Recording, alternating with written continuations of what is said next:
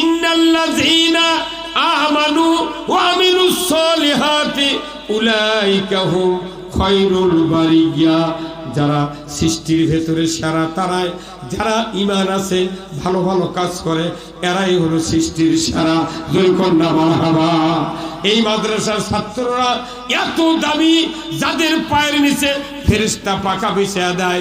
একজন হাফেজ যদি হালালকে হালাল জানে, হারামকে হারাম জানে, কিয়ামতের দিন 10 জন ব্যক্তিকে সুপারিশ করে আল্লাহর জান্নাতে দিবে। জোরে কন্যা আমিন।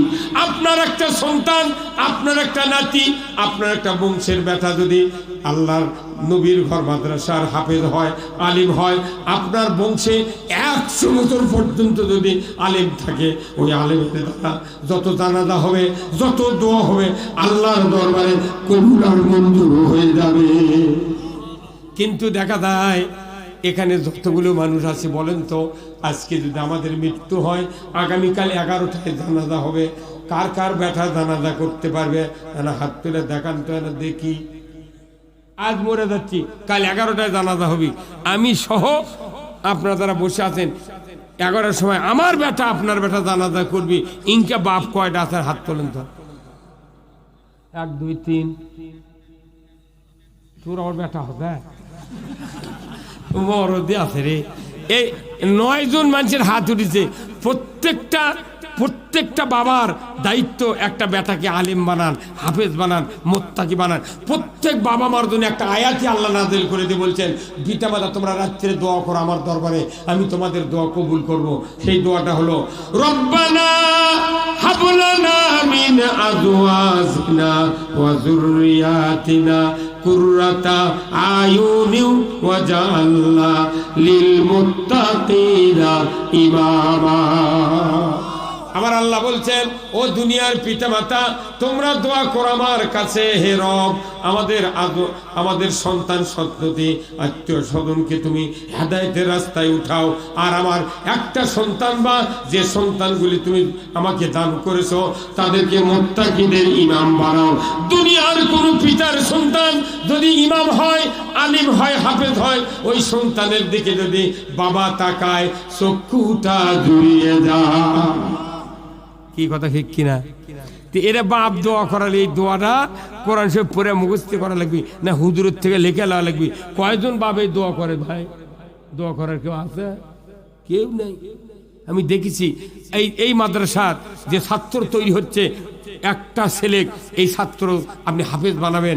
আল্লাহ রসুল বলছেন, মৃত্যুর সময় শয়তান ডান দিকে বসে বাবার সুরত ধরে, মায়ের সুরত ধরে শয়তান বাম দিকে বসে। তখন শয়তান এসে বলিচ্ছে, বেটারে 40 বছর পর্যন্ত মাথার ঘাম পায়ে ফেলে তোমাকে লালন পালন করেছি রে বেটা। আমি ঈদের দিনে নতুন জামা কাপড় না পরিয়া তোমাকে পরাইছি, নিজে না খাইয়া তোমাকে খাওয়াইছি রে বেটা। জমিন থেকে পাতার থেকে যখন এসেছি তোমার মা বলেছিল আমার সন্তান অসুস্থতা, আমি গোসল করি নাই, ভাত খাই নাই, ডাক্তারের ব্যবস্থা করেছি রে বেটা। আমি মৃত্যুর সময় ইহুদি ধর্ম গ্রহণ করে মারা গেছি, তুমি ইহুদি হইয়া মরো, তোমার ভালো হবে। মায়ের সুরত ধরে শয়তান বলবে, বেটারে 10 মাস 10 দিন উদরে ধারণ করেছিলাম, আমি রক্তাক্ত অবস্থায় ভূমিষ্ঠ করেছিলাম রে বেটা। রে বেটা 2.5 বছর দুগ্ধ পান করিয়েছি, 5 বছর মেথরে কাজ করেছি রে বেটা। কঠিন শীতের ভিতরে বিছানা প্রস্রাব করে ভিজিয়ে দিয়েছিলে, আমি তোমাকে সারা রাত কলিজার পরে করে রেখে শান্তি দিয়েছি রে বেটা। আমি মরণের সময় নাসারা ধর্ম গ্রহণ করে মারা গেছি, তুমি নাসারা হইয়া মরো, তোমার ভালো হবে। বলুন তো এই 2 দিকের 2 শয়তানের কথা কি শোনা যাবে?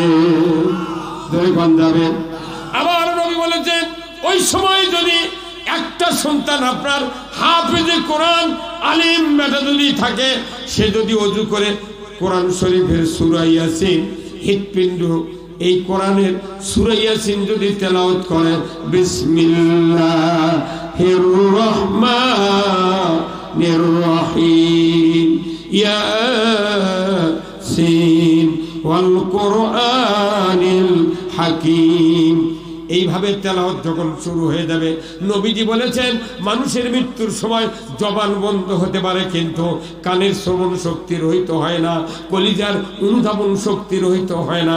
ওই সময় ওই বাবা সন্তানের মুখের কোরআন তেলাওয়াত শোনা মাত্রই অন্তর দিয়ে বুঝবে এই তো আমার সেই সন্তান যাকে আমি মাথায় করে টোপলা নিয়ে কাঁধে করে ব্যাগ নেয়া ওই ইটাপুকুর মাদ্রাসায় রেখে এসেছিলাম। 3-4 বছরের ভেতরে হাফেজ হয়েছিল। এই সন্তানটা আমাকে কোরআন শোনাচ্ছে, আর সাথে সাথে এই শয়তান দুটা সাথে সাথে ভাগিয়ে যাবে। জোরে কন্যা মারহাবা।